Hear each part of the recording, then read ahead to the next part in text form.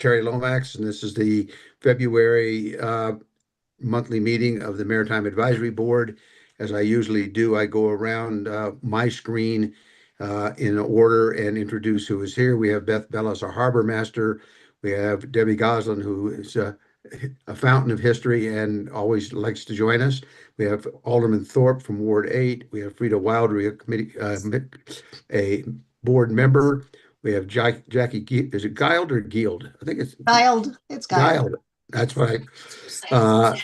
From the city of Annapolis, we have Jake Iverson from Watermark. We have Rick Nelson, who is a board member. We have Ashley Leonard from the Office of Law. We have Hope Stewart from the Office of Planning and Zoning. We have Madeline, our intrepid City of Annapolis TV guru. And we have Tyler Northfield from the Harbor Master's Office. So with that, I will just start with the agenda. We have no, we do not yet have minutes from January, as we are awaiting the new reporting secretary for the board. And likewise, we'll probably, so we'll need to take up minutes from January as well as February at the next meeting. I did talk with Scott Allen. There was no January MIAB meeting, and I don't believe there's one posted for February either. I'll let Andy know if that happens, and he can sign in their virtual anyway. We have Duncan Hood, a member of the Maritime Advisory Board, has just joined us. Thank you, Andy. Let's just go to the staff reports. Hope Economic Development. Hi, everyone. So I don't really have an update, but I have a plea for everyone. So as you know, we've had really bad weather. It's been cold, it's been icy.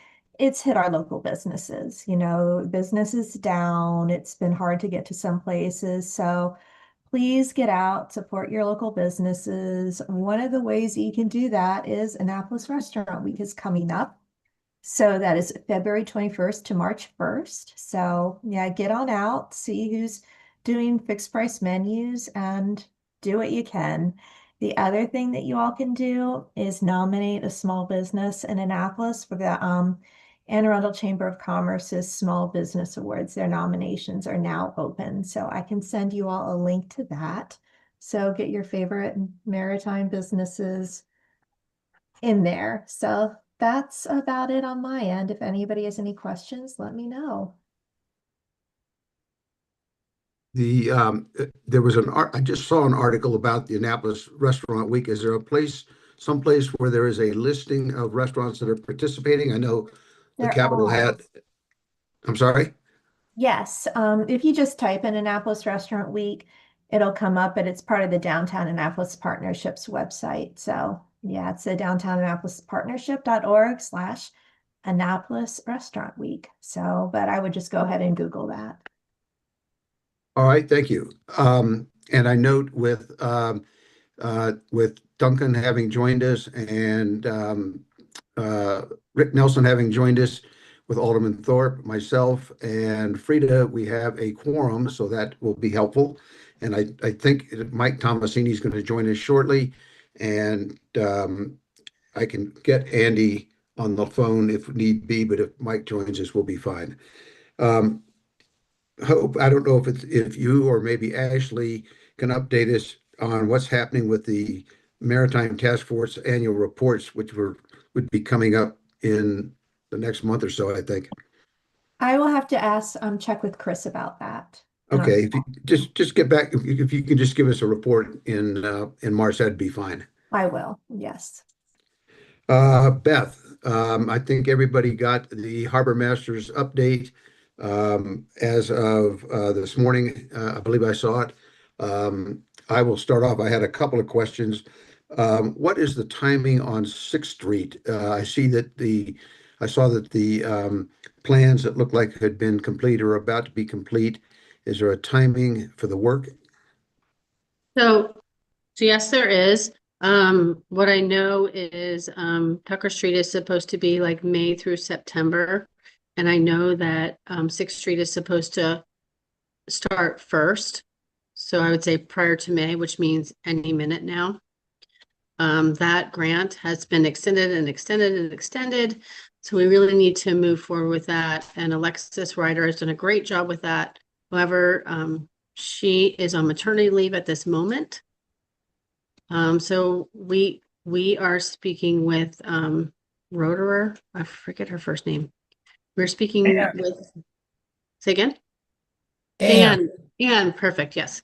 So Anne Roderer, I think, is sort of taking over on that stuff. And so I think 6th Street is going to be imminently starting. All right, the second question, the second item that caught my eye was, and it's also part of the 01226 sort of update.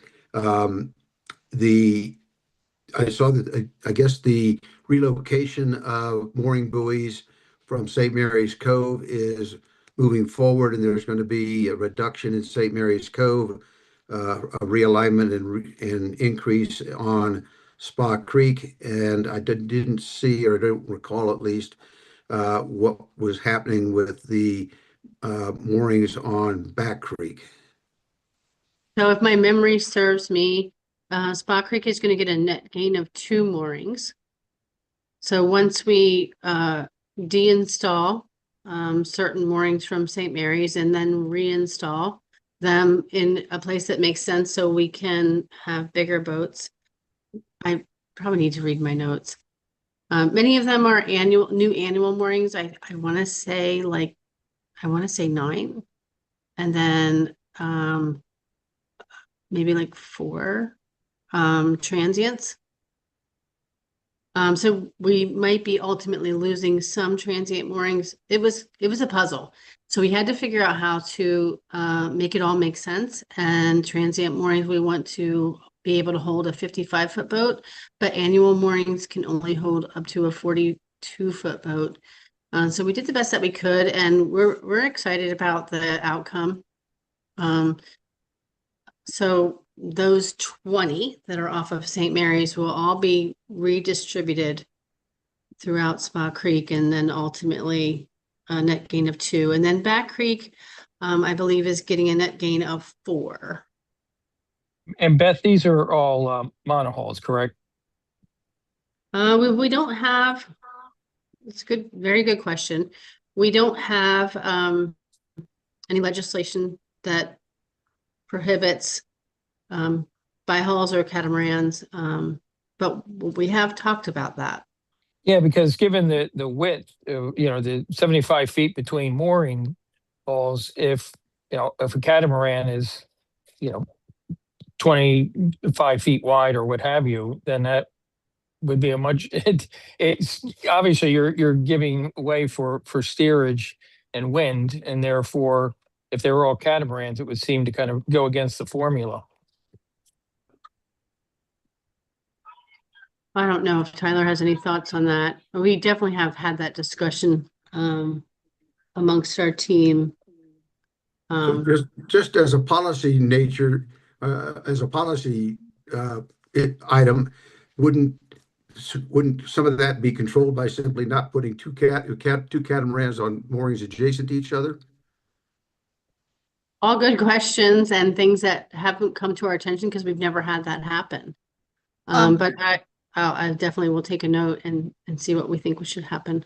Beth, you want to describe the changes we're making to the code to address that measurement? Because we're measuring the mooring I bulk. was going to segue right to that, since it's on, and that is 01226. So Beth, you just want to give us, everybody has a copy of the legislation. They have a copy of the staff report, and et cetera. So, and the fiscal report, although I don't remember that there was a lot of fiscal impact, but can you just give us a quick summary of what 01226 is all about? Yeah, certainly happy to cover that. So the way that particular section is written, it right now says that no vessel may be moored within 75 feet of any other mooring or shoreline or structure. And that is not how we've been doing business for more than 10 years since I've been there. So it sort of, once we started to look at reconfiguring St. Mary's, it occurred to me that, oh, well, if this were true, we'd have to deinstall almost every single mooring in the city. And those mooring fields are very productive, and there have been no accidents, and there is nothing wrong with them. So it sort of occurred to me that that's not what that intent was for that section.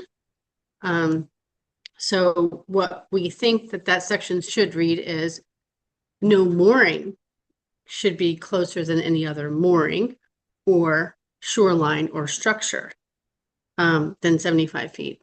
Not so right now, whenever we put any boat on any mooring that's already been approved by MDE, Army Corps, and the port wardens, it would be technically in violation. And we don't think that that's what that section means to read, given that those mooring fields are very productive and very safe.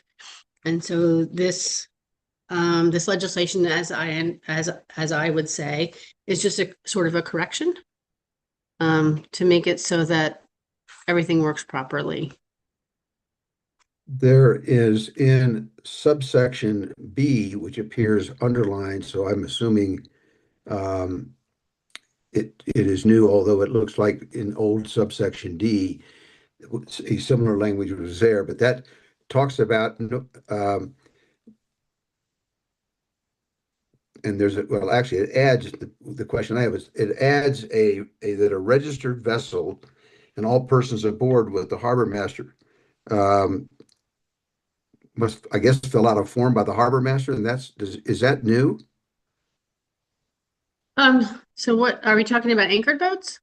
Well, we're talking about transient moorings, and it says you can't be there for more than 10 days in any 30-day period unless the owner of the operator registers the vessel and all persons aboard with the harbor master upon a form provided by the harbor master. And I'm curious as to why if you're going to be there more than 10 days, you need to register, but if you're going to not be there, if you're going to be there less than 10 days, you don't register. So if you're staying on any of our moorings, then you are registering. So you have to call in, and we know that your name and your phone number and your boat information, and then you pay, usually by credit card, but not necessarily. So I would consider that all of that registering. But if I came in for 2 days, I would register, and I would register myself, but not all persons on board, which it reads that register the vessel and all persons aboard the vessel with the harbor master on a form. And I'm just curious. Can you repeat the section of Title 15, Terry?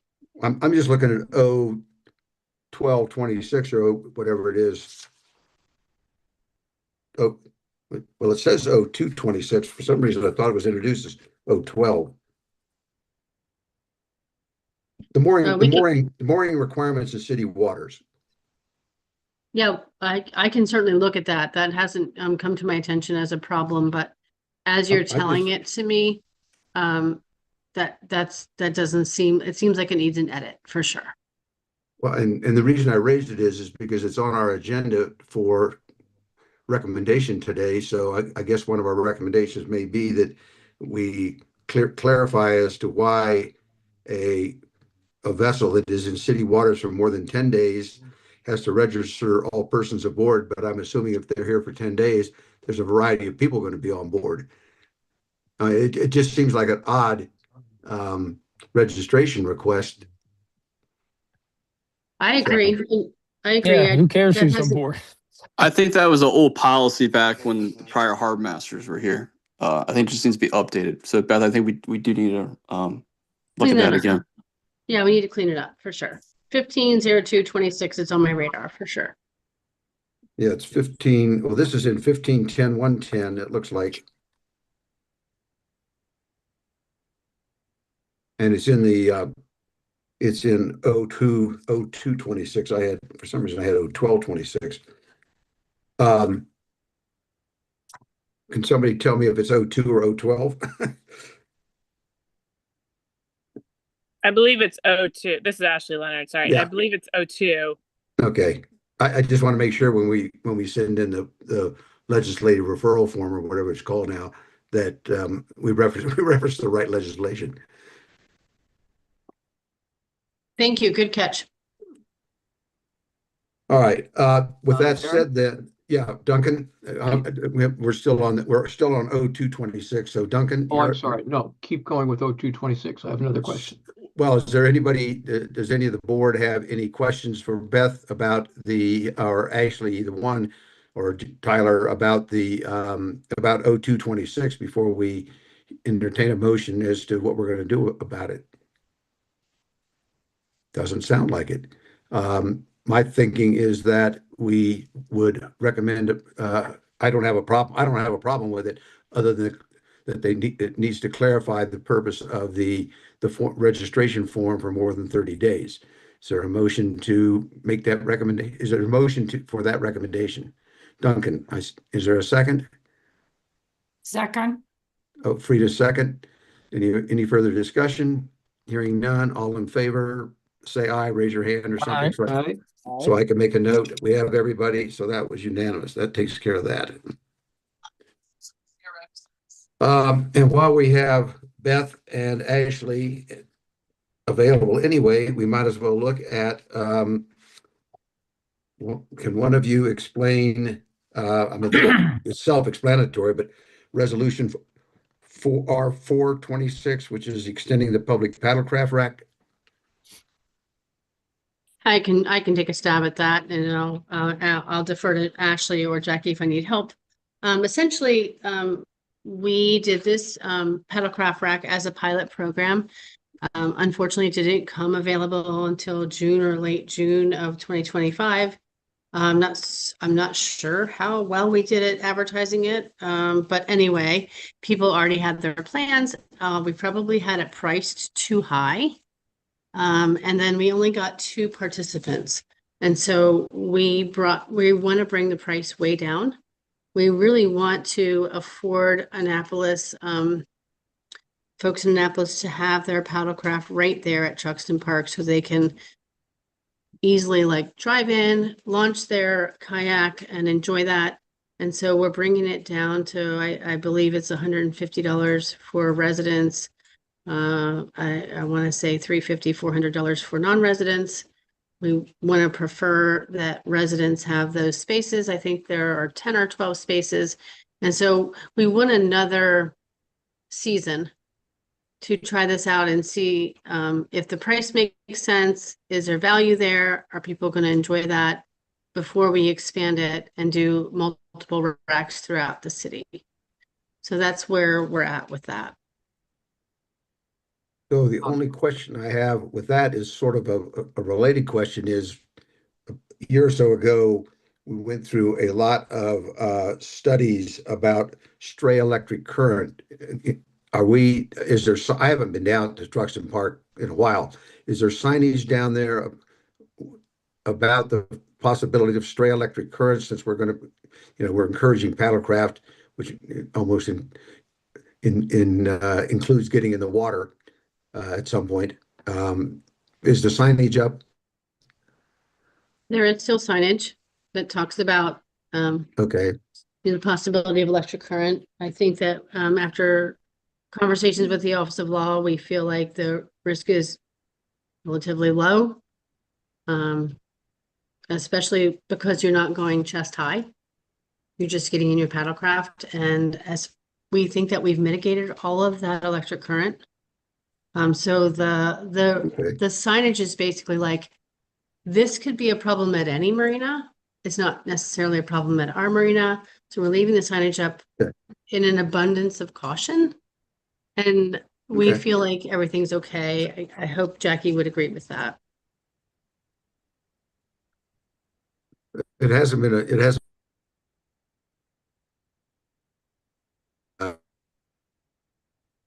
year or so, and I think that when we last left it was the prudent thing to do was to put up some sign. When I saw the paddlecraft, the extension of the paddlecraft rack, it just reminded me to ask about that. Anybody else have any questions on R426? Yes, Alderman Thorpe. Terry, I think this electric current in the water is an issue that we as a city need to clear up. Um, I've come to learn this past summer that every permit uh, for a pier that has electric to it now requires that warning, that danger, there is a possibility of electric current in the water. Um, so that makes sense. Um, but that led me to dive into, so to speak, the issue at Truxton Park. And there is nobody that can tell me that there is an electric current problem currently at Truxton Park. And this is important, I think, because we as the leaders in the community need to be able to tell people it is safe to stand on your trailer as you put that boat in the water. It is safe to get in a kayak.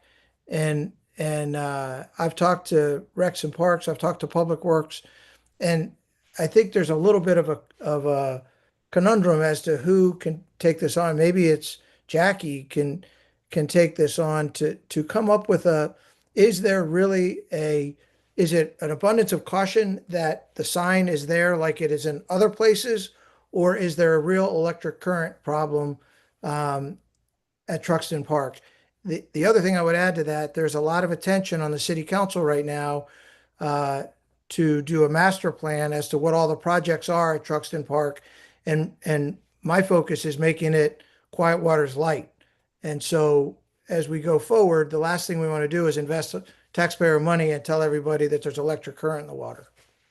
So the answer to your question is no, there is not a problem with electric current in the water at Truxton. We did perform the study. Is that study on the website, Beth? Is that publicly available? We've presented it to council. We've presented it in a work session with the contractor. I'm not sure if it's housed publicly on our website. If it's not, we can revisit that. Yeah, I think we did put it up on the website. So if you would please check on that, so that, because people knew we were conducting a study and investigating and we're asking lots of questions. So, and we had an FAQ that we had put out at one time as well. That should all be on the Harbor Masters landing site. If it's not, if it was taken down, we need to put it back up. I for sure remember that there's a link there. I saw it like less than 3 days ago. Yeah.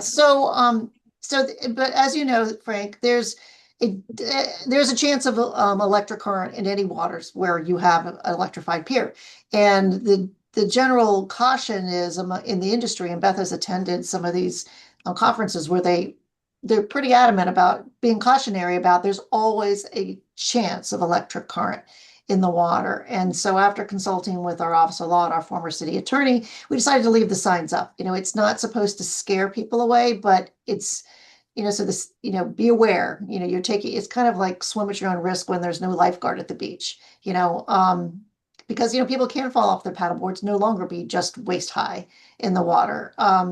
So we believe that, we did not find any significant electrical current or really any current hardly at all in that water.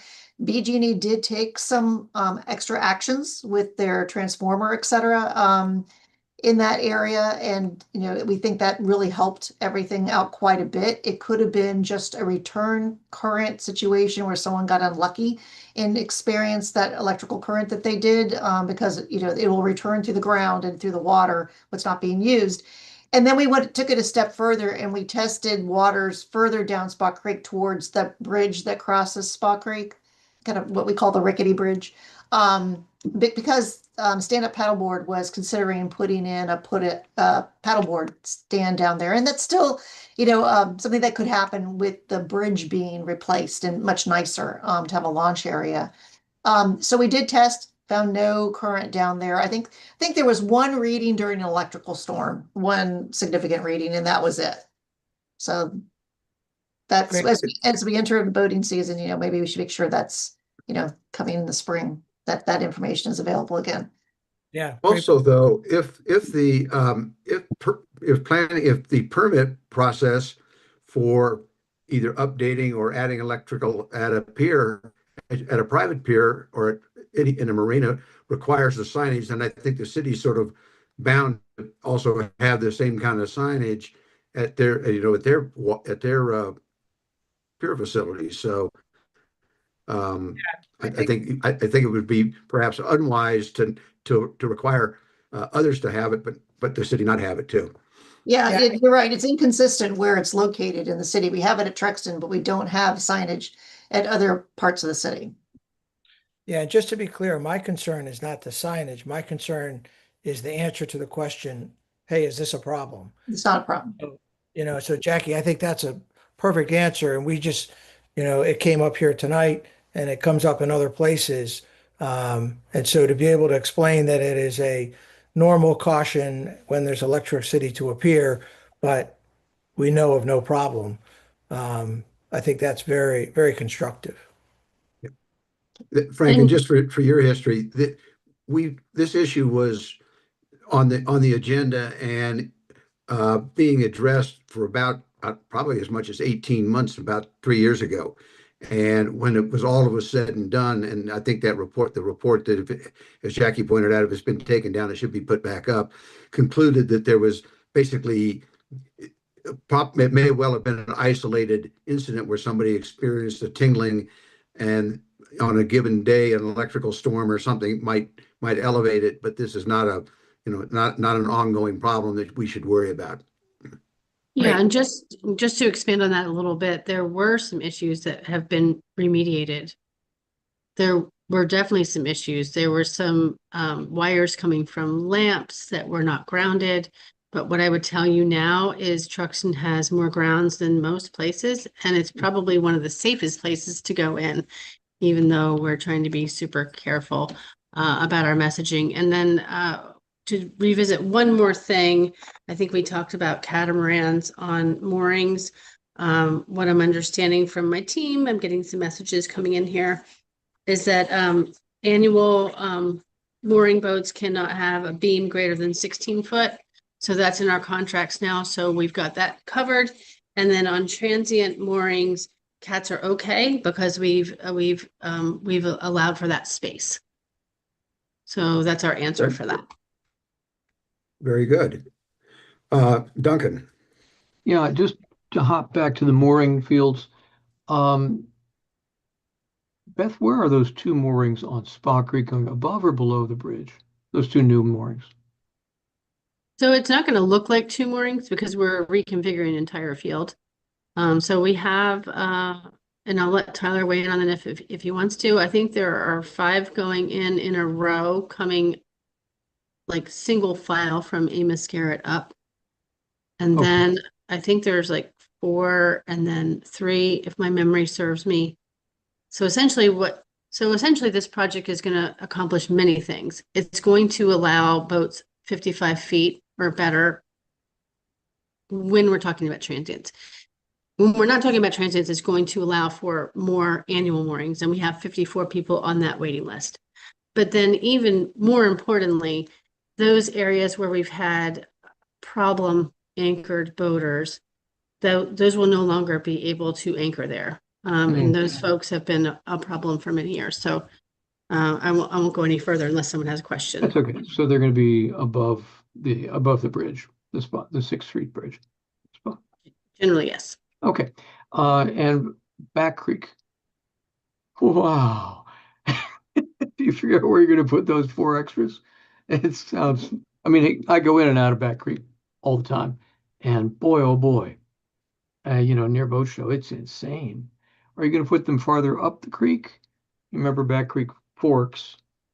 Are you going to go up the right-hand fork, or you go up past Javens?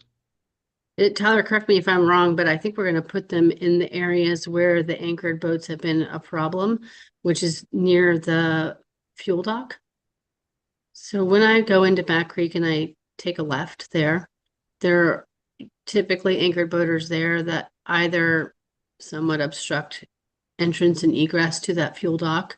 Right. And then I think there may be 1 or 2 back by Javens. Do you have any other input, Tyler? So I guess we shouldn't say 4 new moorings. The current mooring locations, where the old mooring field used to be by the Maritime Museum, by Javens, those have to be reconfigured because they're in violation currently. So those 4 moorings will be relocated in a line, right past basically Port A, going up to Javens. If that makes sense.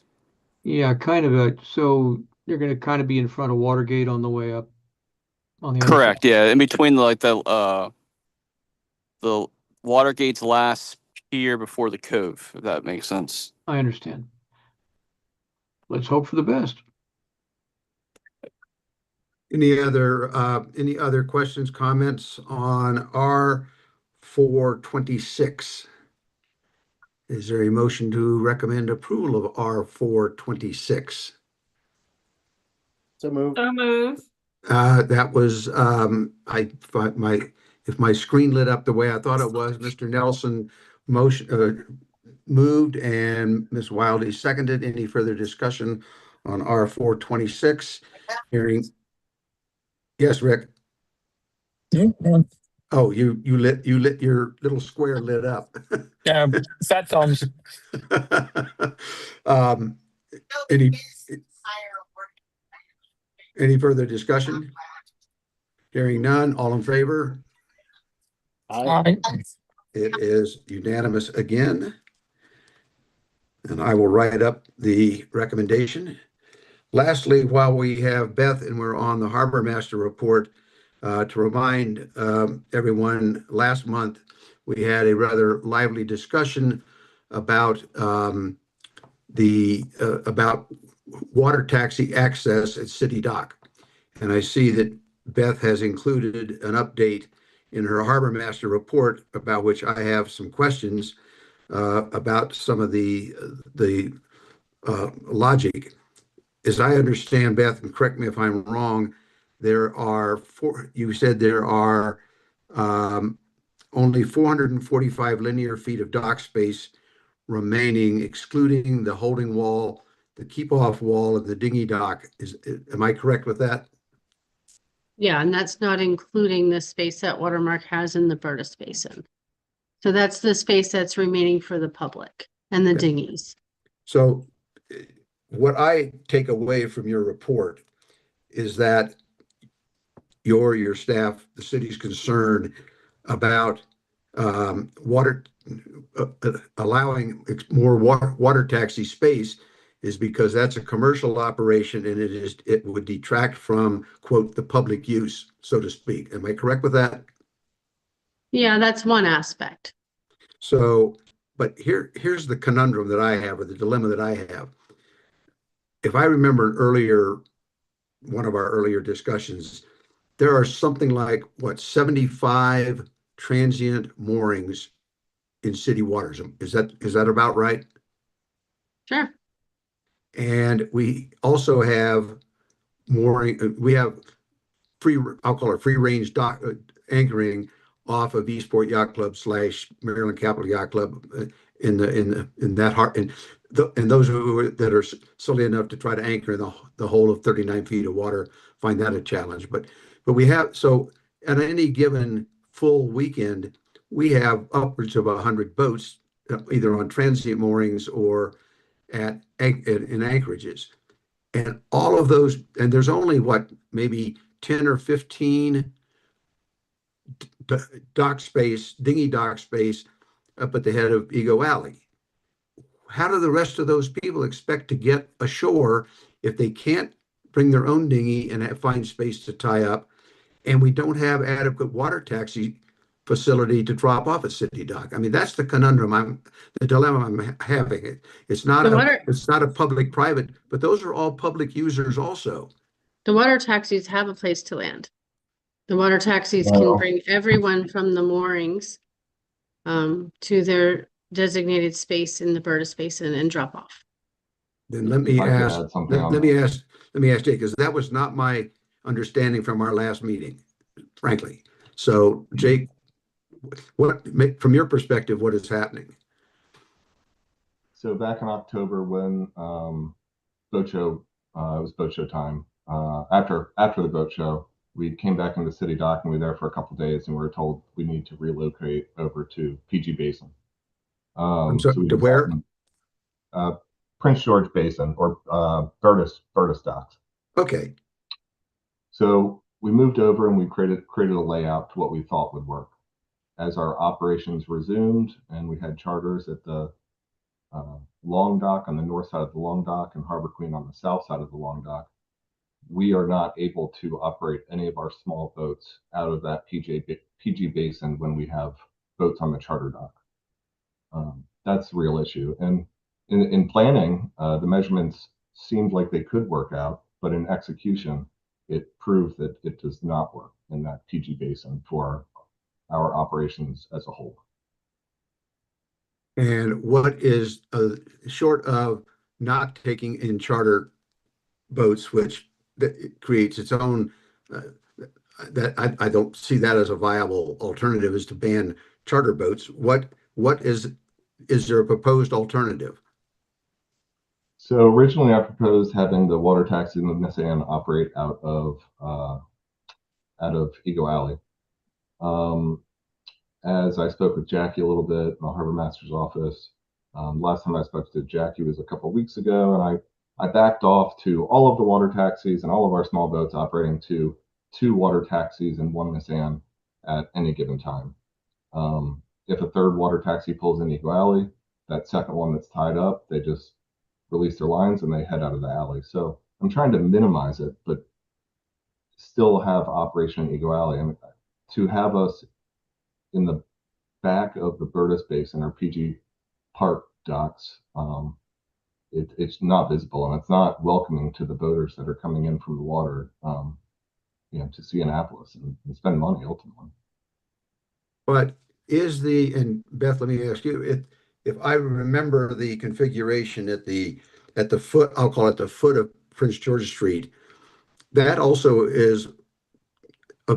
has been available as simply a dinghy landing. Is that still the case, or is that now a No. water taxi landing? Yeah, so there's no more dinghy dock in the Burtis Basin. So the only dinghy dock for all 76 moorings and any anchored boats and any other interested parties is only Eagle Alley. And don't please understand, we're very sensitive to the fact that this is super challenging for Watermark to go through this construction zone, but we're trying to also balance some competing needs, and we're trying to be smart about it. And I guess what caught my eye in the report was that and maybe it was semantics as opposed to substance, was that the competition was to allow more public access at City Dock, but the amount of public access available at City Dock is 445 linear feet, and the minimal amount of dinghy dockage. And when we've got 75 to 100 boats potentially in the harbor who are public, who are coming to visit Annapolis and spend money in Annapolis, and we want to be welcoming as a maritime city. And I'm not trying to micromanage at all how the competing space in City Dock occurs. It just seems to me, and I'm going to let everybody else opine, that we need to have some prioritizing of getting visiting boaters ashore into the city as a priority. It doesn't have to be an absolute to the exclusion of anybody else. And maybe the thought that Jake just said about minimizing, at any given time, the boats in Eagle Alley, et cetera, is a way. And I from my perspective, I would just encourage the city to keep in mind that we've got 75 to 100 transient boats at a maximum that we want to be able to get ashore, and that we need to focus on how do we reasonably accommodate that, because that is a public use as much as somebody individually coming in and tying their boat up for 24 hours. But with that, I'll open it up. Anybody else on the board have any comments, discussion? I Duncan? think you nailed it. I think you nailed it. Jackie got her hand up, Terry. I'm sorry? Jackie has her hand up. Oh, I'm sorry. Oh, there you are, Jackie. What's happening is that the board, the squares move around. And so at any given moment, I don't know where you are. All right, Jackie, I'm sorry. Okay, just for some additional context. Yes, we have tried, staff has met several times internally, and I've had a couple of discussions with Jake, trying to figure out a way to accommodate the water taxi and create greater visibility for them. We are open, I know this isn't exactly what Jake wants, but we will put up signage to help direct customers to the water taxi, and any QR codes or phone numbers he wants to also, to use to make sure people know where to go. I think a lot of boaters are quite accustomed to hailing taxis, and they know how to do that. But we'll try to make, things even more obvious with larger signage. The city wants to do whatever we can to accommodate Watermark with the water taxi service and their other vessels, which we have done. We've, amended their lease to allow where to put their charter boats, and to allow some of the larger charter boats to stay at the charter dock when no one else is using it, to make it easier for them to maneuver. And also have removed at Watermark's request some of the what term am I looking for, Beth? Pilings. Yeah, The the pilings. pilings and Thank you. DNR. Thank you. So I had a moment there, the pilings, so to make it easier for Watermark to move around. But when Jake and I were discussing some of this, I pointed out to him that the Eagle Alley is grant encumbered, it's a DNR grant, and that grant was to improve Eagle Alley for transient boaters. So we're down to only 3 slips at the moment with electricity. And DNR understands, we're under construction, but they want us to maximize that transient boater experience. And as you've pointed out, some of you already pointed out, we're trying to allow the people, we have more and more people anchored out and on moorings now, and they need a way to get in, and many of them have their own dinghies. So we have to preserve that one last dinghy area for our transient boaters. There is also a 15-minute jump off wall. And so people who are, coming in without a dinghy, but want to let some people off so they can go get something to eat, they often, that's where they come to tie up for 15 minutes to allow people on and off. That's a spot where Jake was considering, wanted to have his water taxis. We can't. Just, Jackie, you just cut out. We There you have go. to allow this to happen there. Because it's for transient boaters, it's not for commercial purposes. And I learned that other commercial groups have wanted to use that area for drop off and jump on as well. And the city has never allowed them to do that. So to allow one commercial enterprise to do it and exclude the others would not only not be fair, but it would not be consistent with our need for transient boaters to use that to get on and get off vessels at that spot. So I just wanted to put a little context out there. I've done some more digging into what the city can and cannot do since I last discussed things with Jake. So, construction is continuing. This is the situation right now. It's evolving, it's ever changing, and we don't have electricity. We don't know when we're getting it back, except for those 3 slips. So we're open to other ideas as construction progresses. We may have more options down the road and closer to spring, or maybe in the middle of the boating season. It's not, I know what Jake wants to hear right now, but we've been over backwards to try to figure this out, and we're doing everything we can to accommodate. It's not enough yet, I understand that for Watermark, but we want to try to get there.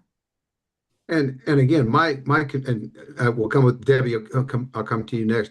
And my major concern was the fact that we've got these 75 to 100 boaters out there. Once they are brought in and dropped off, they know where to come back to get on the water taxi, and it's really accommodating them.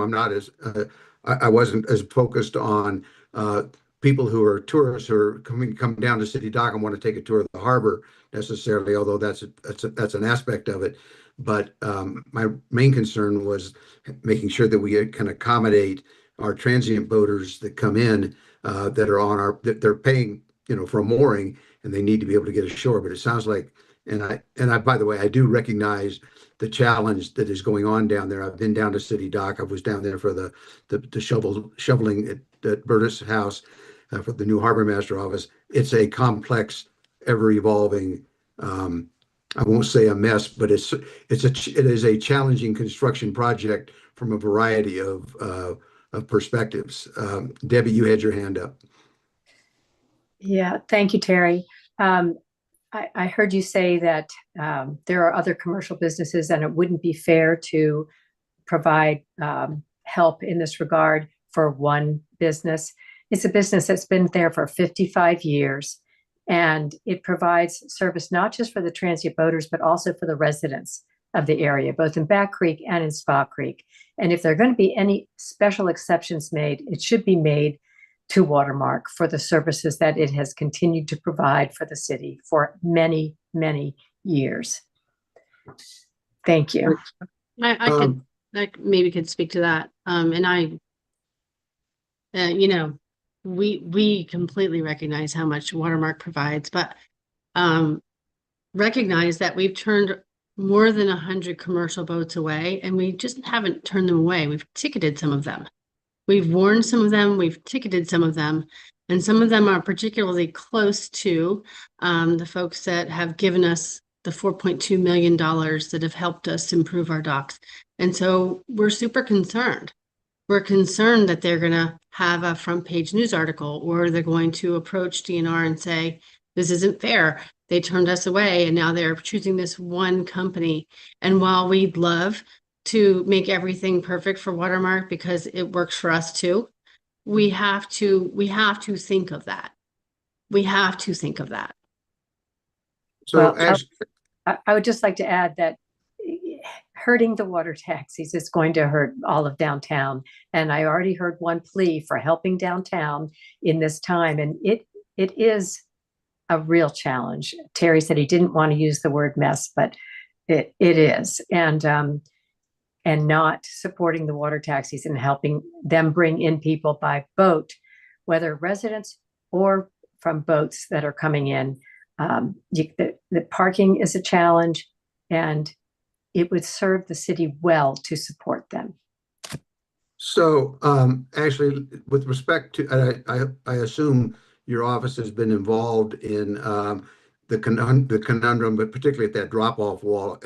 I heard the explanation about the drop-off wall. Is that a situation where that particular drop-off there has not been any commercial activity, period? Well, there's a couple allowed. There may be that may have occurred, but I say allowed. Yeah, I mean, a lot of that whole area is under continuing grant funding from DNR. And all of that grant funding has restrictions about how it's supposed to be used, including that whole sort of area. And we have done a few exceptions related to the construction from them, but we still, as Jackie indicated earlier, to the extent possible, DNR wants us to be consistent with that original grant funding, which is for transient boating. So we can't. So that's problem number one, is that we have ongoing grant requirements we have to meet, and if we don't meet them, DNR does have sort of enforcement measures, which could be to pay back all of the money that's owed. It could be extending the length of the grant, which we probably already are going to have to do to some extent related to the construction. But yeah, we have to honor our commitments when we took state funding to improve those areas. We also, to the extent we can, we have tried really hard for all of our businesses and our leaseholders in that area.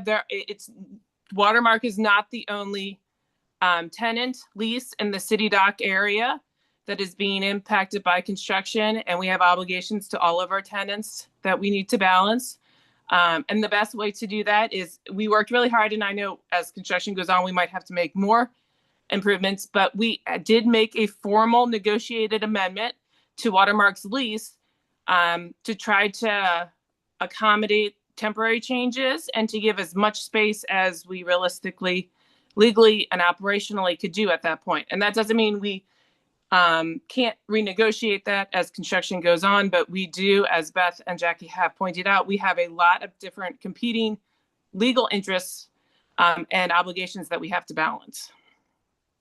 So let me go back to, first of all, does there anybody else have question, comment before I go back to something that was said earlier? Jake, Well, Jake's got his hand up, and then I'd like to go next, Terry. okay. You're up, Jake. Yeah, sorry, I was on mute. Just a couple things. To your point, Ashley. Yeah, we did go ahead and amend it. You're right. In November and December of last year. I do feel that that was a little premature because we got over there and we started operating, and it was towards the end of our taxi season, right at the end of the boat show, and we didn't know what it was going to look like. We had about 2 weeks to operate over there with a couple charters, and it does not work. It absolutely does not work. Um, when we're taking 250 kids off Harbor Queen, we're putting 250 kids on Harbor Queen, and then you have a group of 4 people that are coming and trying to find a water taxi on the same 6 foot pathway. It just doesn't work. You can't fit 50 gallons in a 10-gallon, drum. I would also like clarification on the DNR grants or encumbrance. So I was told when we went over to PJ Park that we couldn't. There were some complications. We weren't allowed to remove the pilings. We weren't allowed to do a couple of the modifications over there. And then when we were moved over, it was done.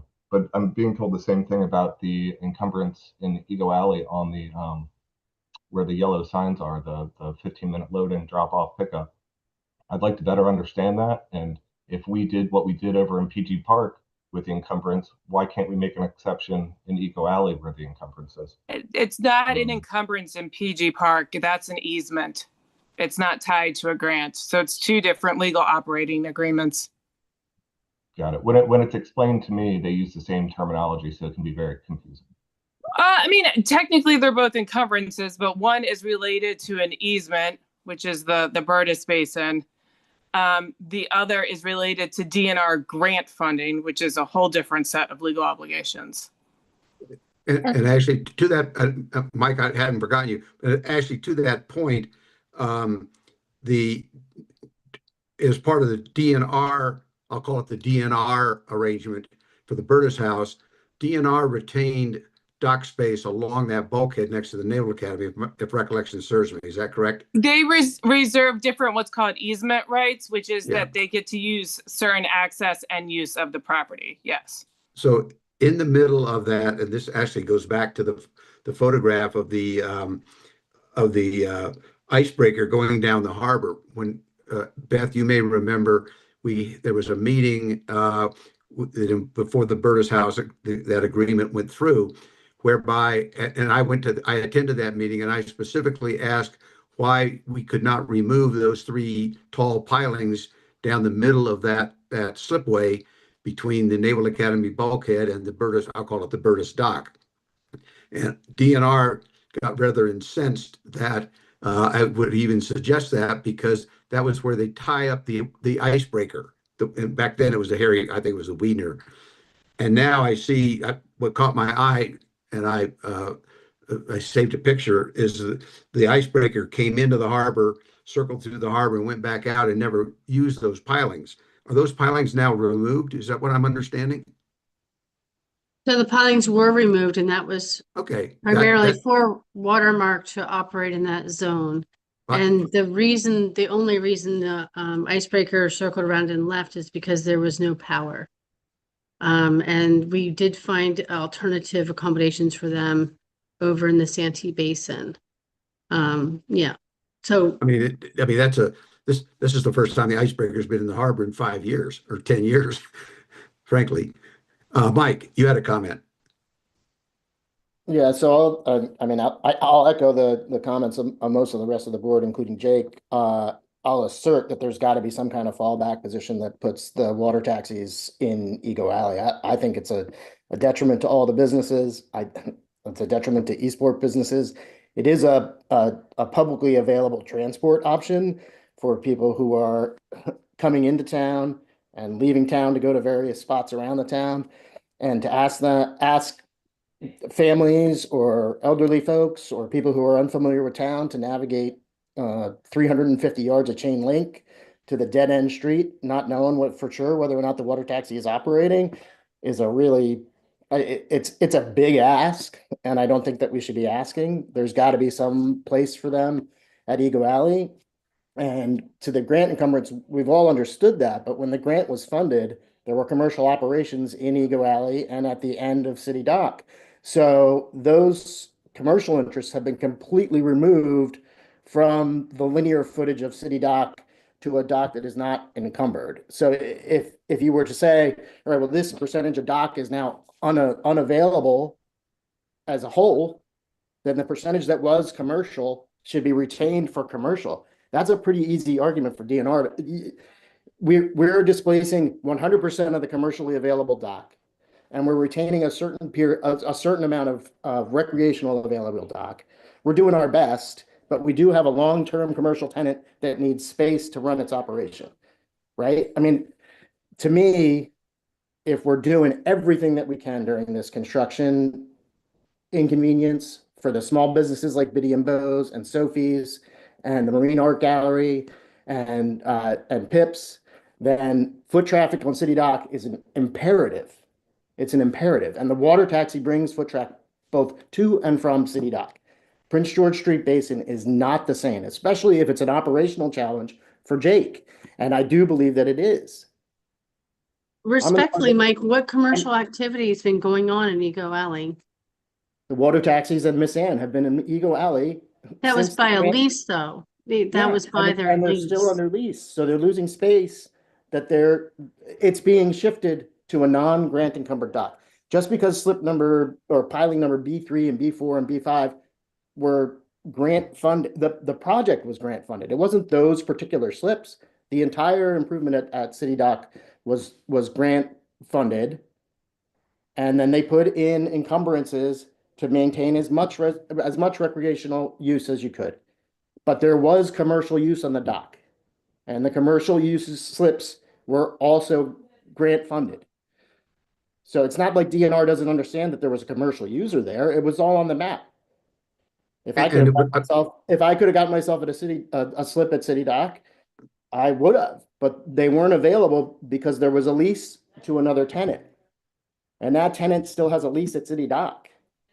Because we've moved them to another dock that's operationally challenging doesn't mean that that they don't still have a lease. I think, and I'm pretty forceful on this issue. And to the audience, I think that Jake and we operate in the same sphere, which makes us technically competitors, even though we don't operate the same types of business. I support him 100%.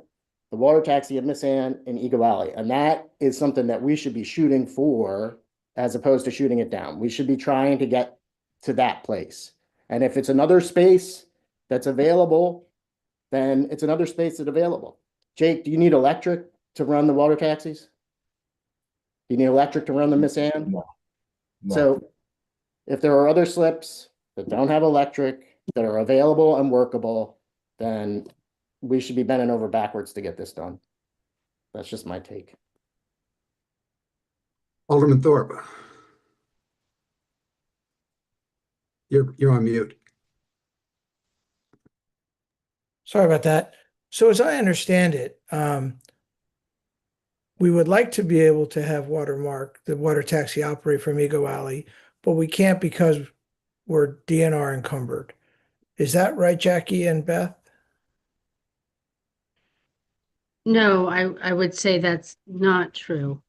We would like for everything great to happen for Watermark. They're a great colleague of ours.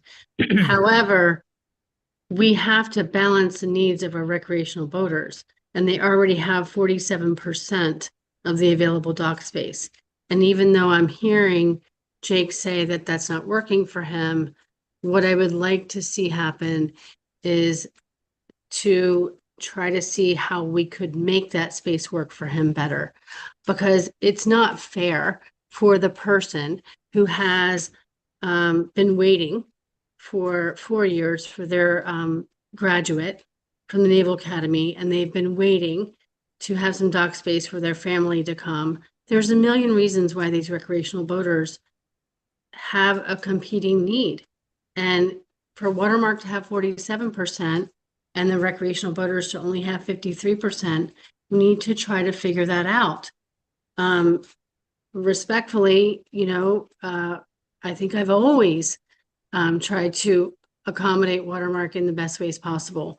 And I think we need to consider our rec boaters and our dinghies and make sure, because if I accommodated Watermark, that's not the end of the story. The rec boaters are going to kick me. The social media is going to blow up. It's not going to be the end of it. Everyone's going to be super angry on the other end of this story. So everyone's needs have to be accommodated, and we're trying to balance those needs in the best way possible. But we also have to make sure we are fair to our. We have to make sure our land use agreements are we make good on that.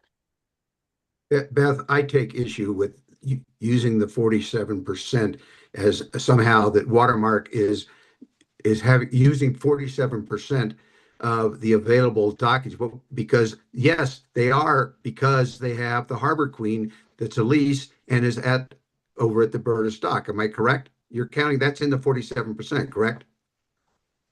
Yeah, I don't think it's going to be productive to drill down on this. I don't really have any more to say. Well, that's fine. But Jake, let me ask you, how much linear footage do you need to operate Miss Anne and at any given time one water taxi along Eagle Alley? Linear footage.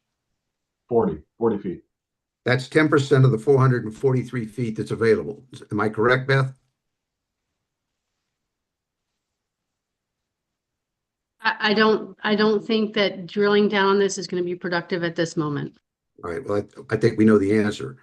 So I would encourage Alderman Thorpe, the council, and Jackie, the city, and it is a challenge, but it does not sound to me that 43 feet of 443 feet to accommodate the water taxi, and maybe there should be a different accommodation for Miss Ann because that's not a drop off and pick up from the mooring fields, but we should be able to accommodate the water taxis during the busy season or during any of the boating season. But right now, obviously, there's not a whole lot of transient boating going on right now, to accommodate getting people from the mooring field, as Mike so well put it. I mean, they want to come downtown, they want to get on their boat, they want to get back on their boat.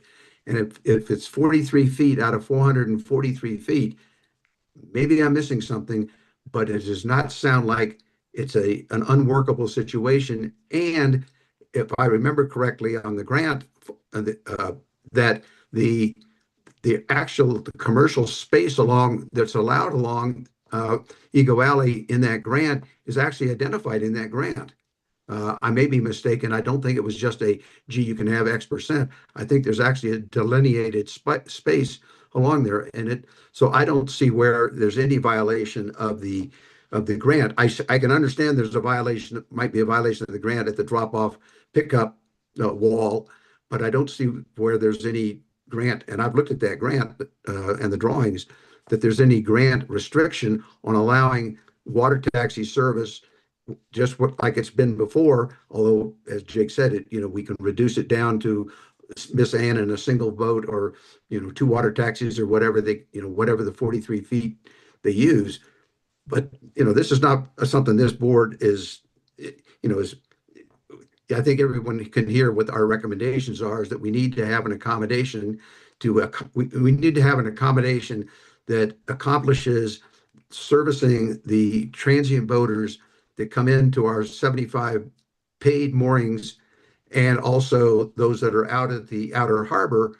And I just encourage the city, the council, and Watermark to work together to make that happen. It is a challenge, and it's going to, there's going to be challenges, and somebody's going to squawk. There's people are squawking, Watermark squawking now. Somebody else's ox is going to get gored and squawk later. But to my mind, if you look at the big picture of what is most important to the city, is it one transient boater who happens to have a Naval Academy graduation, which I certainly sympathize with, or is it 75 moorings that are paid for on a daily basis? That's what it boils down to in my mind, but that's just my opinion. Duncan? Yeah, I just want a little bit of clarification. Are we talking about the wall space, or are we also talking about the slip spaces in Ego Alley? Wall space. Some of The the Eagle slips right Alley now, has, Duncan, are on the wall. Because Right, all that's what I the rest thought. of the So, slips fall you inside know, Miss Ann has been in a slip since I can remember. Uh, if the if Harbor Master gave up income from 2 or 3 slips, would that solve the problem? There are no more slips. All the slips are gone. Okay, so they're all under contract. No, they're all under They're under- construction. Yeah, So they're we under don't, Oh. I'm sorry, Oh. Beth. I was looking at your So picture. we have wall space and we did, and when we were considering how to address this, looked at some of the wall space. The 15-minute holding area that Watermark had looked at initially, if we gave that to Watermark, then where would other boaters drop on and off? So that's not a realistic solution. So we looked at the opposite side of the wall, Oh, never been. opposite of Compromise Street. And the harbor master's opinion is that the drop between the wall and the water where the boats is too much of a drop to accommodate what, because we thought, well, let's put Watermark over there on that side, or that it's too much of a drop. So I don't know if you can engineer something else, but still we're faced with that same issue you want us to make an exception for, is that this would be one commercial enterprise that's being favored over others. We're still left with that. But, apart from that, it's just the logistics of how the opposite wall could work. Would there be room for a floating dock? Just a small one, but tucked between, I'm looking at the basin right now, the Mm. red and yellow, sort of in that corner there. That's really right along Compromise. well, Like a floating dock would give a landing spot for water taxis, for example. Tyler or Beth? Well, Well, we also need to keep, the turning basin's meant to be a turning basin, so we don't want to Understood. block that. So if we have watermark are usually perpendicular to the wall, so that's another obstacle that the boaters will have to move around to. So the turning basin, in my opinion, Beth can tell me if you think I'm different.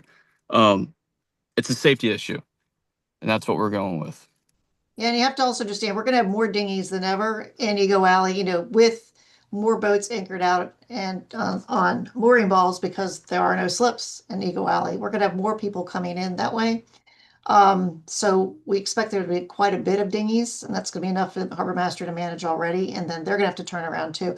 It's just complicated and congested down at the end of Ego Alley, unfortunately, right now. I think too, it's really important to understand that the taxis are 28 foot and they're single screw. And even the best captain, if they're going push knees in to gather their crew and to discharge their crew, they need a fair amount of space to maneuver. So I have to back out, and the circumference with which I'm turning is going to be significant. So now I'm looking at a busy Saturday, right? So I have boats coming in, boats coming out. I have paddlecraft coming in. I have dinghies coming in and out. And like in my mind, I know exactly what that looks like. I don't know if everyone here knows exactly what that looks like. And, I feel like putting 1 or 2 taxis and Miss Ann in that zone, it's just not for the greatest good, even though I totally understand Watermark's take. It's my job to make sure I'm thinking about the greatest good for the boaters, and also being fair to the land use agreement that the city signed. Yeah. Just So- thinking creatively, just for a second here. What about the marina? Is it possible, for example, to put a lease at the marina at the entrance of Ego Alley? People could drop off and walk from there. It's just an idea. Which marina are you talking about, Duncan? Well, I don't know the name of it. That's my but Are problem. you it's talking Annapolis. about like by between the- Hussars? It's between the yacht club and and the hotel. the hotel. Between the hotel and the Annapolis City Marina. I think No, that's a I'm sorry, great not- idea. Yacht boat basin, yacht basin. That's it. Yacht There you go. basin. Yeah. I don't know. Just throwing it out there. Jake, let me ask you, right now, the section of the bulkhead where you go in perpendicular with the water taxi and Miss Ann, and again, my focus is really on the water taxi aspect because it's I have this abiding concern about the number of transient boaters that aren't going to be able to get ashore. But is that area, my recollection is that area was above where the slips were. That was just open bulkhead that you went into perpendicular. Am I correct with that? Yes, they were on the bulkhead, correct. And is that portion of the bulkhead blocked off from construction such you would have to move farther up Eagle Alley, or is that portion of the bulkhead available? So that portion of the bulkhead is not available. There's right after the water taxi stand, there's a little indent where the wall starts along the promenade there. About 10 feet of that is taken up by the construction, and then it opens up it more inward of Eagle Alley. All right, so you would essentially, to have similar access to what you were having now, you would move 10 or 15 feet deeper into Ego Alley. That's correct. If they were to push me right there, yeah. And I did walk that earlier today as well. And that does not extend, from my recollection, that does not extend up into the area of the turning basin. No, it does not. Okay. I just want to make sure I'm understanding what Jake says. I want to make sure we all understand the same thing. So what I know is construction is all the way down the bulkhead. And there is no egress Not in current. terms, Where's the 443 feet? That's not current. so you could dock a, The fence from extends, it starts at B3. And there is a 5 foot wide, 4 foot wide sidewalk going that entire side of Ego Alley to basically to B3 where the water taxis used to pull in. Same dock, same height bulkhead. The brick is open to the public. Everything, the wooden the wooden decking is all closed off, Beth. Yeah, That's the what, brick- that's, the- you have the it right, Beth. Sidewalk and the bulkhead are not fenced in currently. And the alley is just as wide there. but what I'm trying It's to a tell little bit you, wider. what I'm It's trying like to tell 8 feet you wider. One at a time, there's please. nothing friendly for a pedestrian there. There's Well, nothing that's- friendly for a pedestrian. So if I'm looking from Storm Brothers out into the alley, if you look at the original thing that I sent you, it like my dock attendants will have to go all the way down to almost the dinghy dock to come around to tie up a single boat. There's nothing friendly or pedestrian friendly there. A perfect At place to all. perfect place to put the taxis then, because then Right. your attendants Yeah. won't have to go I down mean, there to tie up a recreational Beth, boat. Beth, you're not tying up the water taxis. They're self-sufficient. Am I correct? Yes, I- no? I- Of course, I would not tie up a taxi, but I don't think this conversation is going to be productive at this point. Well, I think we've given it's- all of the information to say why we have looked at every opportunity to try to help Watermark, and we will continue to do so. We're not going to stop looking for opportunities to help them with their business, but we have to consider competing needs for rec boaters. That's where we're at. somebody had, well, and that's your position. That is not maybe at the higher level ought not be the administration's position, where we are trying to service boaters 75 plus moorings that are being paid for, and trying to accommodate those people who are paying customers of the city of Annapolis, and as opposed to 43 feet of one boat that is a single paying customer. That's my point. And Yeah, no, I think that's a good point. I mean, it effectively acts like a public bus, if you will, versus an individual car. It's servicing a number of people. So I think I understand where Beth is coming from, that she's provided all the information she can, and she's balanced off the interests of all the parties, but it sounds like it's the mayor and city council that have to figure out kind of this public amenity versus the individual voters.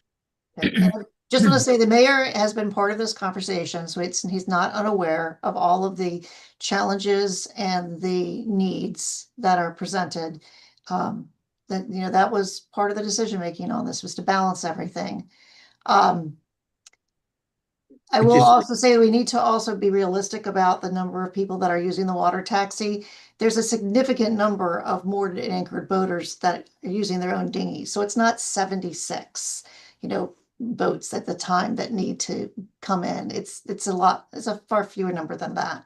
So I agree that they don't all come in. They don't all want to come into City Dock, but just as a big number, a significant number do come into City Dock. But again, it is not up for this. It's not up to this committee to come up with a solution. But I just anybody else can weigh in. Everybody already has, but I think the city should, as a policy, take a little more consideration into the greater public transit, as somebody so well put it, needs, as opposed to the individual, balancing a individual 1 or 2 day transient, whether it's at the Naval Academy graduation or whether it's for 4th of July. We have 443 feet of available space. I hear 443 feet being needed. And the issue of the pedestrian safety and or the accessibility at that bulkhead, I don't remember that bulkhead where it would go now is any different than where the bulkhead was at what do you call it, Mike? B3, that bulkhead, certainly that accommodation can be made, I would think, relatively easily. And that would perhaps solve the solution by providing, a 10% of the 440 some odd feet to allow for a water taxi access at Eagle Alley. And I'll leave mine at that. Frida? Yes, I just want to say that I'm really appreciative of Beth's concern for the recreational boaters, but I feel like they have more options.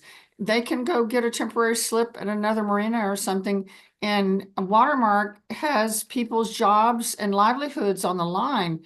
And I feel like our priority should be to try to work with this partnership that we've had for so many years and make that work for the city. Recreational boaters can suck it up and realize that everything's under construction and then it's crazy. And next year, it'll be better. But I feel I'm with Mike that we should try to do whatever we can to help Watermark survive. I would hate to see them lose their business because we can't accommodate them. And the recreational boaters, they'll be fine. I really feel that way. Thank you. Frank? So I think we've got to figure out how to come to a recommendation, a decision on this. And it seems to me that this discussion wraps around the Watermark option that they've proposed. And it seems, and Beth's experienced viewpoint that it won't work. I think what the mayor needs is Beth's recommendation on what if the mayor was to task accommodating the water taxi operating from Eagle Alley. Harbor Master, how would you make that happen? And what are the pros and cons to that? And then if we are not going to support it, or if we're going to use back to the Burtis Pier, what are the pros and cons of that? It doesn't seem to me right now that we're giving the mayor option A and option B. We're giving him option A and telling him it's non-tenable. Actually, yeah. I mean, and so the mayor actually right now is in a position that his real answer is, do I support my harbor master or not? And that's not really fair to the mayor nor the harbor master.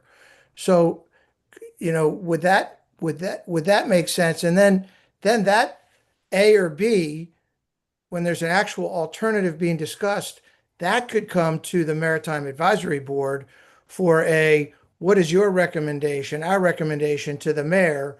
Do we accommodate recreational boaters, et cetera, et cetera, et cetera? Or do we accommodate the water taxi, et cetera, et cetera, et cetera? So that's the way forward to me, or I think this board's going to continue to discuss this until we have a ribbon cutting for the city dock. Well, this issue only came up at the last meeting, and it came up sort of last minute. It wasn't officially on the agenda, so that's why the discussion was why it was on the agenda tonight. But I think that's a good point. Jake, let me ask you this. I think as a board, we seem to have kind of focused on a couple of things. One is that and I'll try to summarize it this way, regarding the Prince George Street area, that area, while accessible from time to time, is not always accessible, and is not certainly for water taxi service, for the mooring fields and other transient boaters. That is not a realistic option. The second point that I take away from this is, and I understand Ashley's explanation of it, is that the drop-off wall is not a doable option, period. That has to be it has to be available for transient, and we're not going to break a precedence by or run the risk of the grand encumbrance by changing that option. That leaves what I have seemed to focused on, and that is accommodating at the very least the water taxis and perhaps Miss Ann, and maybe there's a hybrid that Miss Ann is accommodated on a different schedule at the PG dock, and the water taxis are accommodated at Ego Alley. But I think what I would like to see from you, Jake, is a proposal as to how it would work with 43 feet or 28 feet or whatever you think you need along the bulkhead on the city dock side, along the basically up the creek, so to speak, from where the current water taxis used to dock, and what you would need from the city in terms of space, as well as in terms of any modification of infrastructure to make that work on a regular basis. And then you can present that to Beth, and we can sort of go from there. But I think it's incumbent on Watermark at this point to make that proposal to be considered, and maybe it's a hybrid proposal for both, whatever it makes sense. But and then Beth can weigh in on why she thinks that doesn't work, or is impractical, or is unfair, or whatever her argument may be. And maybe, as Alderman Thorpe said, the two options, and she proposes a second option, and those two options come back to us at the March meeting, and we'll make our recommendation. Alderman Thorpe, does that sum up kind of where you were coming from? Yes. Okay, but I have to jump in and say something in response to Alderman Thorpe. Respectfully, Alderman, the mayor is not being presented with one option. I've been discussing this with him and laying out the challenges and possibilities if we were to violate our grant agreement, and other options. But I have not presented him with one option. I would never do that. So in fact, after our last discussion, I said I would provide some more information, but I knew this meeting was coming up, so I have waited for the results of this meeting and for your opinions to be heard, and also to see if there are any more options being discussed, so I can lay out all of the options for the mayor and all of the pros and cons, as you've said. So I'm ahead of you on that task already, and I'm not holding out any information. He's definitely not being steered one way or the other. Yeah. I guess if I might say, I would just say something. Whoa. Stop. Let Alderman Thorpe respond first. Yeah. So, hey, Jackie, no offense intended there. I'm just tracking the conversation. And quite frankly, it sounds like you're saying exactly what we're recommending Right. here, which I applaud. And what I would add to that would be if you're providing choices to the mayor, which is fantastic. I would think those choices should go through the Maritime Advisory Board for an opinion to advise the mayor as to this body looked at the options and recommends the following consideration.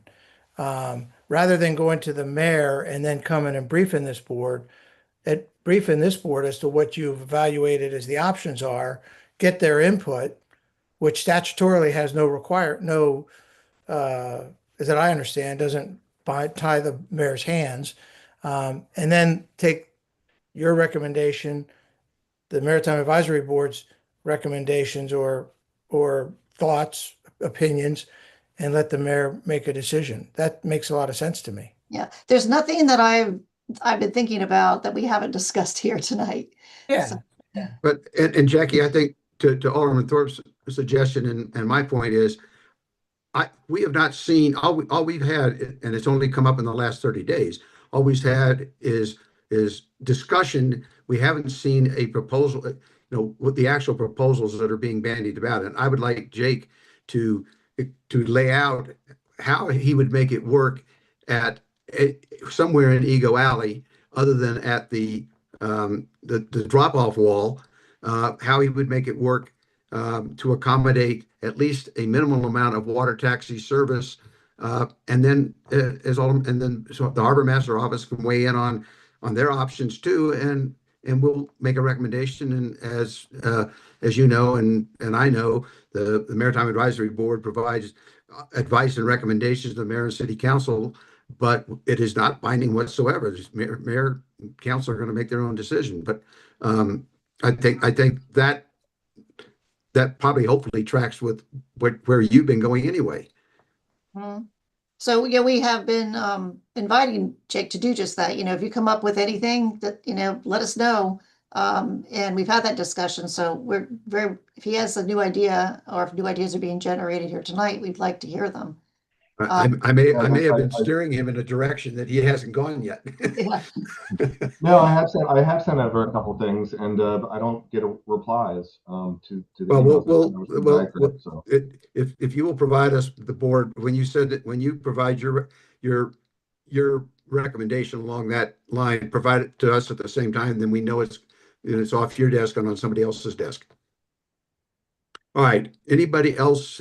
Mike, you started to weigh in on part of this. Debbie's got her hand up. I feel like we've covered it. I mean, my history on this board, I don't remember how many years it's been now, but I feel like the group as a whole has largely been supportive of Harbor Master's office, Harbor Master's initiatives, sufficient space in the Welcome Center. On this issue, it appears that we're leaning in a different direction, and I think that there is a fallback position that works to keep the taxis in Ego Alley. I think that the Miss Anne should be there too, but a dinghy is a recreational boat. So if all of that dock space in the turning basin, or heading into Ego Alley on the right side towards where the Haley Memorial was turned into dinghy dock to accommodate the increase in dinghies, the city would be losing 3 days of revenue on slips that, are not, the chief concern during a major municipal project. I mean, this is a big project. We're looking at a great new park, and everybody's going to feel a little bit of pain. I'm sure the city included. So we got to give up revenue on one side of Ego Alley to increase the amount of dinghies that can tie up. So be it. It just seems like it's not serving the best interest of the public. And to your point on the customers who come in on moorings or who are on hooks, who are recreational, they're going to need water taxi access to the dock, and they're not going to want to be dropped off where the current proposal is. They are not going to want to walk out to that place to get. It should be centrally located. It should be easily accessible. It should be in a place that helps out those small businesses on Dock Street. I'm trying to find the pushback for, finding some kind of fallback position. I really think we got to get there. All right, Debbie, you had your hand up. Just a quick question on the grant encumbrance issue. Has that changed in the last 4 years since I've been totally out of in retirement? Because the wall area was never grant encumbered. It was just the slips. I actually, Debbie, I think there was a certain, I don't remember if it was a linear footage or percentage, but it is restricted to recreational boating. The slips always were. There's 2 different grants in that area, and they both take a huge chunk, and they don't do it by slips per se. They do it by how many transient vessels we have to accommodate. Okay. Okay, thank you. I think there's a drawing in those 2 grants. If I'm not mistaken, there's actually drawings that are attached to those grants. All right, we have spent a fair amount of time on this. It's obviously a subject that's important, not only to Watermark, but to this board as well as to the city. Jake, I look forward to getting a more concrete proposal or a concrete proposal from you as to how you would envision it working somewhere in Ego Alley that doesn't involve taking away the dinghy dock and taking away the drop-off wall, which by definition means the bulkhead where you already are, and how you make that work. And then we'll get Beth to respond, and we'll go from there. Mike? And then we'll just keep this on the agenda for absolutely the March meeting and make a formal recommendation at that point. That would be the plan. Sorry, Terry, just one question. Has DNR been asked if they would modify their request then? If You mean the we would, grant? if we would Yeah, I ask mean- DNR that, then we would be putting ourselves in a position for them to watch what we're doing and then assess us at 4.2 million. Like, Sometimes the unasked question gets a better answer than an asked question. Well, I mean, since this is a new situation in terms of the reconstruction of City Dock, would they kind of hold in abeyance temporarily their requirement? I just don't know if they've been asked. I Not don't challenged with it, just asked. I don't see that what we've been talking about is already within the exception to the 2 grants already, because that's where they're operating right now. So it's not modifying the grant, it's just accommodating the location because of the construction. Yeah, but I'm saying that's the reason it's being used, that Watermark can't be accommodated. So I'm not sure that when all is said and done, that's the reason. That was the reason that the drop-off wall cannot be accommodated, because that is clearly recreational boating or transient. Okay. But I mean, when Jake puts in his proposal, we'll weigh in on it, and I'll talk to Ashley and see if if there's a grant encumbrance issue, then there is, and if there isn't, there isn't. I mean, we can just ask the DNR, right? Do we not want to ask them? Well, I think let's see your proposal, and then it's, and I'm not going to ask Ashley to opine on it or to speculate. Ashley? Yeah, I don't want to speculate, but it's hard to ask DNR a question when we're just spitballing hypotheticals. Anytime we've had to approach DNR, we have to have a very specific plan in place for what is going on and what is being considered and what we're asking them to do. And they may or may not accommodate it, and it might have repercussions because they do have a whole host of remedies and actions they can take if we are essentially asking them to modify the grant agreement. But yeah, coming to them with hypotheticals will probably not get us very far, because they're not going to make a ruling on hypotheticals. And I think what's really important to know is they're the keeper of the federal funds. So they might not care, but they are concerned that the federal entity is going to fault them and then they're going to be in trouble. I mean, I guess I'm boiling this down like probably too simply, but I can tell you, they don't really care if it's their money, but when it's federal money, they care because they're going to be embarrassed and they're going to worry that their federal funding is going to be pulled, is what I understand. I think at this point, we seem to be speculating on whether Jake's proposal is going to even impact anything. So let's just move on to getting a proposal, getting the city's response. And Jake, when you send it, make sure you send it both to Beth and to Ashley and to Jackie. So that Sure. if Ashley has any, concerns regarding the grant encumbrance, she'll have a heads up on what it is you're specifically proposing. Yeah, Absolutely. and Beth is correct. It's not just DNR's permission because these are big federal funds. Right. DNR is going to have to go up the chain. Right, or it's not gonna be a violation, and there's no chain to go up. Correct, potentially. All right. Anybody else on this topic?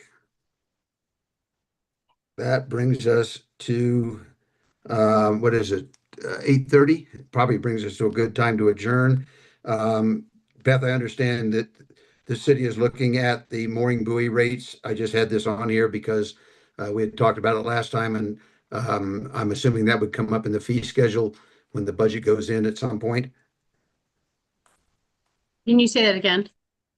So item C, 3C, was mooring buoy rates. Scott Allen had raised the question about the mooring buoy rates perhaps being lower than commercial rates and ought to be looked at. And we talked about that last time and you had, I believe, indicated that that was already being looked at. And so I So kept it if on we're, sorry. So if we're talking about transient rates, we've already decided to put them up from 35 to 40. Are you talking about annuals? No, I was talking about the transient rates. Yeah, so we met with our budget team today, and they definitely said that they think that our transient rates are too low. And what we've decided is because we're under construction, it doesn't really make sense to go from $35 to $50 per stay, because that's kind of offensive. If there's no showers, no laundry, like that's just, the timing is just wrong. So we've decided it would be probably in the city's best interest to go from 35 to 40 and Okay. probably go up $5 per stay over the next 2-3 years, based on the fact that it's been 12 years. Like, so we looked at inflation, we looked at all of this stuff. So we kind of settled on just only going to 40, based Okay. on the fact that there's not very many amenities at the moment. Does that make sense? Yes, we're just looking for a report. That's all. Yep. All right. I'm following up with Jake when his plate is not quite so full about a council tour option. And I'll follow up with that. We did approve the annual report. And Terry, Yes. we're also happy to do a tour by sailboat as opposed to motorboat. So at the sailing Okay. school. So Well, that's certainly that obviates the risk of it being a public meeting. that's right, on a rainbow, huh? Yeah. Or Thank maybe you. we'll use a larger boat, but yes. One other, and I'm gonna well, now that when the season gets a little closer in, I got an invite from CRAB, Chesapeake Region Accessible Boating, offering for the MAB to do a tour of their facilities. We had one of our December meetings over there, but we did not really see much of their dock facilities and their the various boats they have now. I'm going to just put that on the agenda in March. I don't think we're going to be wandering around with the creek frozen. So it'd be probably something we would put on the agenda to pick a date in the spring sometime, and it would be just a casual tour by them, just showing what they've got, what they've done, in the last 4 or 5 years. Yes, Frida. Did anyone happen to see the feature on crab on the Maryland Outdoors PBS show? It was really wonderful. My only complaint was it wasn't long enough. It was only like 15 minutes, but I'm sure it's available on the crab website. But I'd really encourage everybody to take a look at it. It was really very well done. Thank you for bringing that up, because I will forward the email that I got from Bo Bollinger referencing that, and has a link to it. All right. Anybody else have anything else? With that, then, is there Just Mike? real quick, Terry, and then I'll make a motion to adjourn. Have we gotten a schedule on the meetings for the MIAB, for the county's MIAB? No. Nothing on their website. No, they have not posted it, and Scott called me this morning with that same question. There's no January meeting, and there was no Scheduled February meeting. scheduled February meeting. I All reached to the AEDC just to see if they had gotten something together. So I'll forward it along if I do. And with that, I'll make a motion to adjourn. Is there a I second second? the motion. Frida got in there quick. Any discussion? Hearing none, all in favor? Thank Aye. you. Jackie, Ashley, thank you for joining us. Thank you. It's a lively discussion, and I hope we can work towards coming up with a solution.